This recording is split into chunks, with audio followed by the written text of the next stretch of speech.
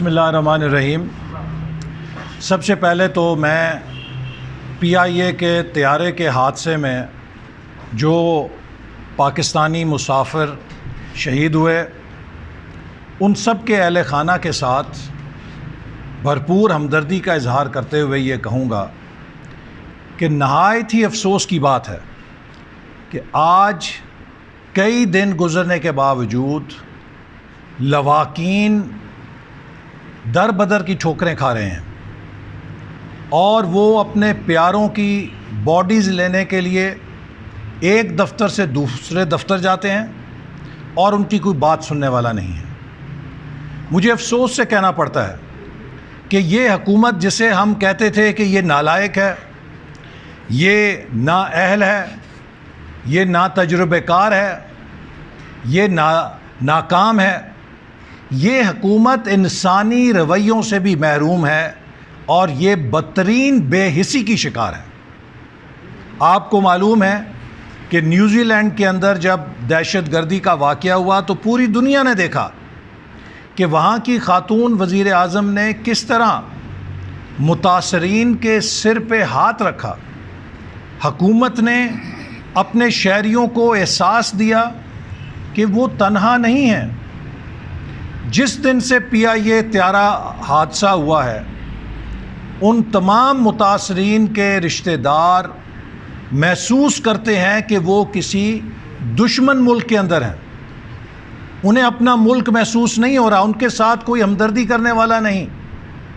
آج بھی میڈیا کے اوپر جب میں نے ایک خاتون کی فریاد سنی تو میرا دل لرز گیا کہ یہ کیسی حکومت ہے جس کے پاس 50 سے زیادہ وزیر ہیں۔ اگر یہ وزیر اعظم ایک وزیر پہ دو مسافروں کی ڈیڈ باڈیز کی وصولی بھی ذمہ داری لگا دیتا تو 2 دنوں کے اندر یہ معاملات نبٹ جاتے، 2 دن نہیں 3 دن میں نبٹ جاتے۔ آج یہ اطلاع بھی آئی ہے کہ اس حکومت نے پاکستان کو قرضستان بنا دیا ہے۔ اگلے مالی سال میں یہ 15 ارب ڈالر نیا قرضہ لینے جا رہی ہے اور اب تک 2018 سے جون 2020 تک 25 ارب ڈالر لے چکی ہوگی۔ لہٰذا PTI کے 3 سالوں میں پاکستان پہ 40 ارب ڈالر قرضے کا نیا بوجھ پڑ جائے گا۔ اس 40 ارب ڈالر کے بوجھ کے عوض پاکستان کے عوام کو کیا ملا ہے؟ بھوک، بے روزگاری، غربت، کارخانے بند، زراعت بند، برآمدات بند، ملک کے اندر روزگار بند، بدترین مہنگائی۔ یہ وہ قرضے لے کر حکومت نے تحفے ہیں جو عوام کو دیے ہیں۔ یہ مسلم لیگ نون کی حکومت کو کہتے تھے قرضے قرضے قرضے۔ ہم نے 5 سالوں میں جتنے قرضے لیے اس حکومت نے 18 مہینوں میں اس سے زیادہ قرضے لیے۔ ہم نے قرضوں کے عوض ملک کی خدمت کی، بجلی کا بحران حل کیا، لاقانونیت دہشت گردی کا مقابلہ کیا، پاک فوج کو 500 ارب روپیہ دفاعی بجٹ سے ہٹ کر دیا تاکہ وہ دہشت گردی کی جنگ جیت سکیں۔ دفاع کے لیے پاک فوج کی تمام ضرورتوں کو پورا کیا۔ ہم نے دفاع کی ذمہ داری بھی پوری کی اور ہم نے پاکستان کی تاریخ کا سب سے بڑا ترقیاتی بجٹ 1000 ارب کا ترقیاتی بجٹ بھی چلا کر دکھایا۔ 5 سالوں میں 3200 ارب روپے کا ترقیاتی بجٹ پاکستان کی تاریخ میں ریکارڈ ہے کہ ہماری حکومت نے ترقیاتی منصوبے بھی ریکارڈ بنائے اور دفاع کے لیے بھی ریکارڈ پیسہ دیا۔ آج اس حکومت نے ملک کی معیشت کو وہاں لا کھڑا کیا ہے کہ اگر ہم اپنی دفاعی ضرورت پوری کرتے ہیں تو ہمیں ترقیاتی بجٹ، تعلیم اور صحت سے پیسہ کاٹنا پڑتا ہے۔ مرض کے متاثرین کی شرح 2 سے 3 گنا بڑھ چکی ہے اور آنے والے دنوں میں خدشہ ہے کہ یہ مرض بہت زیادہ نقصان کر سکتا ہے۔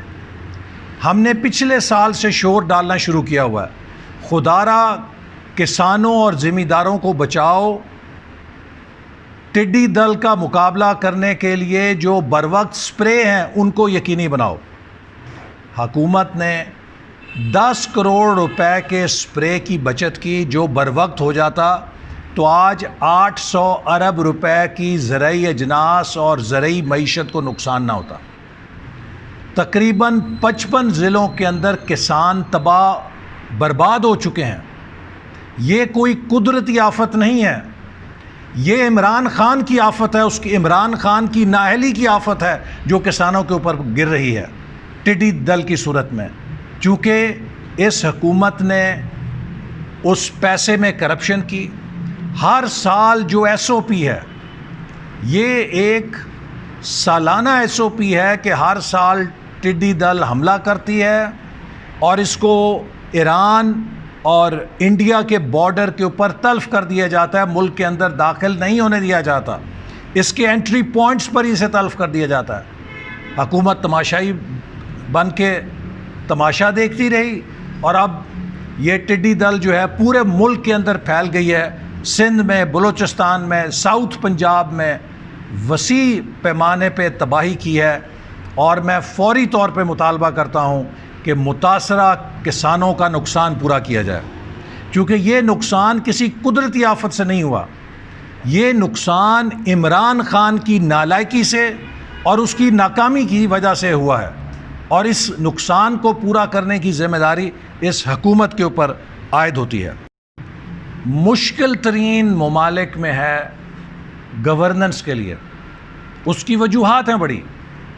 ہمارا جو خطہ ہے، ہماری جو ماضی ہے، مارشل لا لگتے رہے، ہمارا انتظامی ڈھانچہ، ہمارے قومی ادارے اتنے مضبوط نہیں ہوئے، لیکن ایک ایسا ملک جس میں حکومت چلانا مشکل ترین کام ہے، وہاں پہ اگر آپ انتظامی بحران بھی پیدا کر دیں تو اس ملک کو کسی دشمن کی ضرورت نہیں ہے۔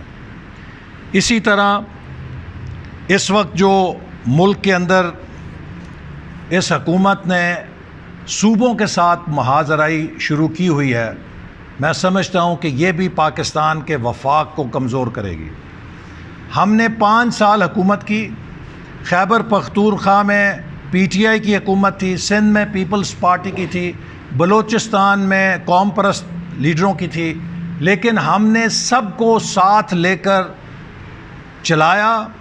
اس کا نتیجہ ہے کہ سی پیک جیسا منصوبہ کامیاب ہوا، نیشنل ایکشن پلان کامیاب ہوا، پاکستان نے دہشت گردی اور لوڈ شیڈنگ کے خلاف اپنی جنگ جیتی۔ اگر ہم بھی دست و گریبان ہوتے، ہم بھی ملک کے اندر محاذ آرائی کرتے تو ہم گالی گلوچ کے اندر تو ترقی کر جاتے، لیکن ملک کے اندر یہ موٹر ویز کا جال نظر نہ آتا، ملک کے اندر توانائی کے منصوبوں کا جال نظر نہ آتا، ملک میں سی پیک کی نشانیاں نظر نہ آتیں۔ انہوں نے جو ملک کے اندر ایک اعتماد کا بحران پیدا کیا ہے، اس اعتماد کے بحران کی وجہ سے آج تمام سرمایہ کار پاکستان سے بھاگ رہے ہیں۔ جتنی تیزی سے پاکستان سے پیسہ اور دماغ آج بھاگ رہا ہے، ٹیلنٹ اور برین ڈرین جتنا آج ہو رہا ہے، اتنا کبھی نہیں ہوا تھا، اور یہ بڑی خطرے کی بات ہے۔ اس وقت یہ حکومت بدترین اعتماد کے بحران کو پیدا کر چکی ہے، جس میں نہ کوئی سرمایہ کار اعتماد کے لیے تیار ہے اور نہ کوئی ذہین دماغ یہاں ٹکنے کے لیے تیار ہے، اور ملک چھوڑ کر بھاگ رہے ہیں، جس کا نقصان ہماری آنے والی نسلوں کو اٹھانا۔ ٹھیک ہے جی۔ حکومت جب ہر طرف ناکام ہو رہی ہے تو یہ اپنی چوری چھپانے کے لیے اپوزیشن پر الزام تراشی کر رہی ہے۔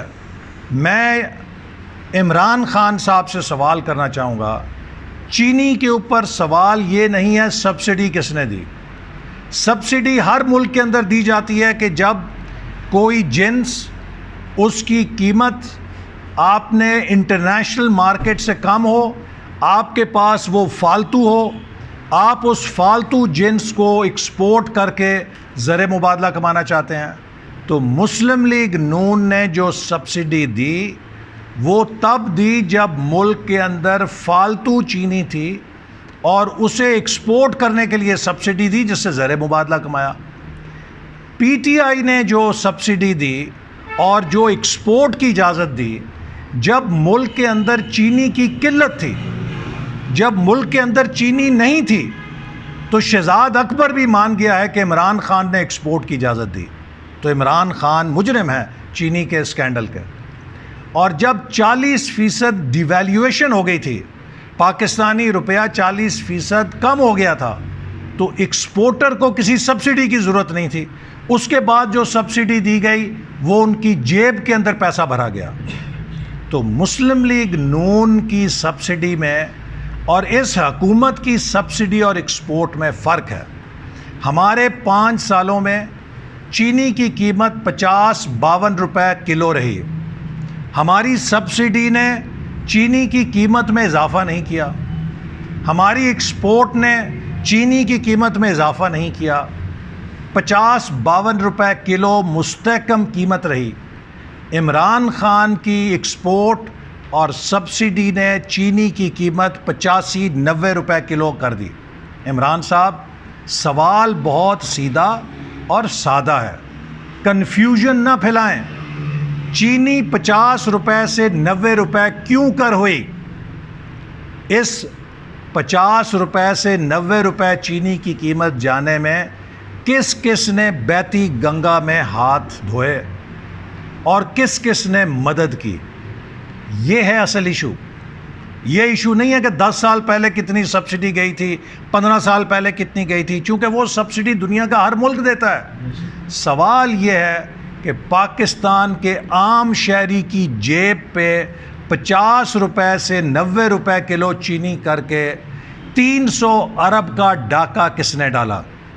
ہمیں وہ ڈاکو چاہیے، ہمیں اس ڈاکے کے ذمہ دار چاہیے، اور وہ عمران خان نیازی اور عثمان بزدار ہیں جنہوں نے اس کی اجازت دی۔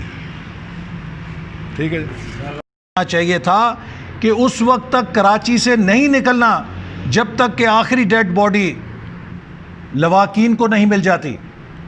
وزیر اعظم کا فرض تھا خود کراچی جاتے اور جا کے نگرانی کرتے اس سارے کام کی، لیکن وزیر اعظم نتھیا گلی میں سیر تفریح کر رہے تھے اور ان بدقسمت مسافروں کے رشتہ دار دفتر دفتر ٹھوکریں کھا رہے تھے۔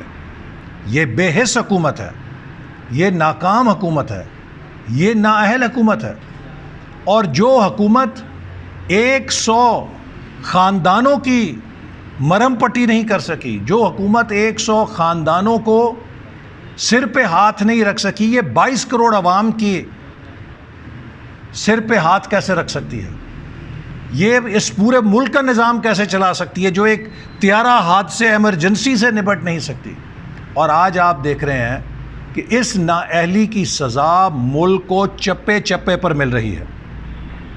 کرونا وائرس کے اوپر ہم چیختے رہے کہ خدارا حفاظتی اقدامات اٹھاؤ، ہم نے مارچ کے شروع میں قومی اسمبلی کے اندر آواز اٹھائی، حکومت سوتی رہی۔ جب حکومت نے نہ چاہتے ہوئے لاک ڈاؤن کیا، ہم نے کہا کہ لاک ڈاؤن کو مؤثر کرنے کے لیے تمام صوبوں کے ساتھ مل کے مربوط پالیسی بناؤ۔ حکومت نے لاک ڈاؤن کو بھی مذاق لیا اور وزیر اعظم لوگوں کو کہتے رہے گھبرانا نہیں ہے، سب ٹھیک ہے۔ اور پھر جب لاک ڈاؤن نرم کیا تو نرمی اٹھانے کی بھی کوئی حکمت عملی نہیں تھی، اور آپ نے دیکھا عید سے پہلے جو مناظر سڑکوں پر آ رہے تھے، لوگ کہہ رہے تھے، ڈاکٹرز کہہ رہے تھے، ماہرین کہہ رہے تھے عید کے بعد تباہی آئے گی، خدارا کنٹرول کرو۔ لیکن حکومت آنکھیں بند کر کے اپنی ذمہ داری سے دستبردار رہی، جس کا نتیجہ یہ ہے کہ اب ہمارے ملک کے اندر اموات کی شرح تیزی سے بڑھ رہی ہے۔ ذاتی بجٹ تعلیم اور صحت کو پورا کرتے ہیں تو ہمیں دفاع کا بجٹ کاٹنا پڑے گا۔ یہ وہ نتیجہ ہے جو عمران نامکس کا یا عمران کی اقتصادی ویژن کا نکلا ہے، جس نے پاکستان کو دنیا کے اندر آج کمزور کر دیا ہے۔ دنیا میں آج جنگیں غیر روایتی طریقے سے لڑی جاتی ہیں۔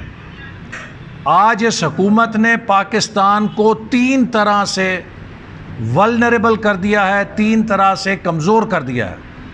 ہماری معیشت کریش کر دی ہے، ہم معاشی طور پہ